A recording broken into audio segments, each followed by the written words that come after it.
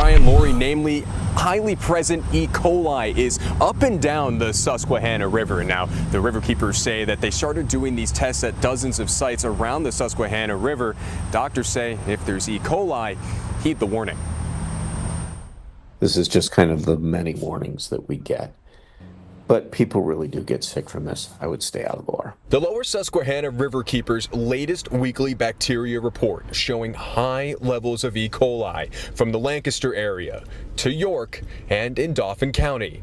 The red stop signs suggesting no contact with the water. When we see rain, we're seeing bacteria levels spike. Ted Evgenitis, the Lower Susquehanna Riverkeeper, saying inundated sewer systems in Harrisburg and Lancaster from heavy rains is partially to blame. What we found last year and what we're seeing this year is there's a direct correlation between precipitation events and these days of elevated bacteria that we're seeing. We reached out to Capital Region Water for an explanation why this may happen. They said it's a 120-year-old system that combines both sewage and rainwater, adding the volume of stormwater sometimes exceeds the system's capacity, triggering an overflow event called a combined sewer overflow from outfall locations along the Susquehanna River. However, both the water company and the riverkeeper say this is not the only cause. How often are people's septic tanks getting checked regularly, and how often are they being serviced regularly, and how often are they overflowing regularly? If there's cattle in the creek and there's cattle defecating in our creeks, we want to get cattle out of our creeks.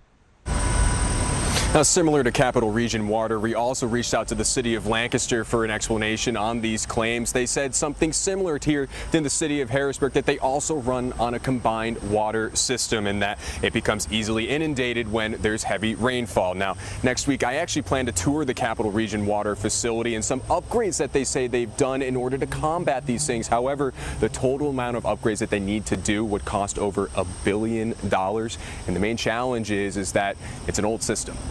Back to you. But we want to add here that AJ today spoke with an infectious disease specialist at UPMC about what could happen if you go in that water. What did you learn, AJ? Brian, it's not pleasant. I mean, when the E. coli is in the water, that means there's feces in the water. So if you ingest it, some symptoms you might get is something like diarrhea, or if you have like an open wound or something and it touches that water, that could mean that you get an infection that's harder to treat and, in worst cases, maybe even sepsis.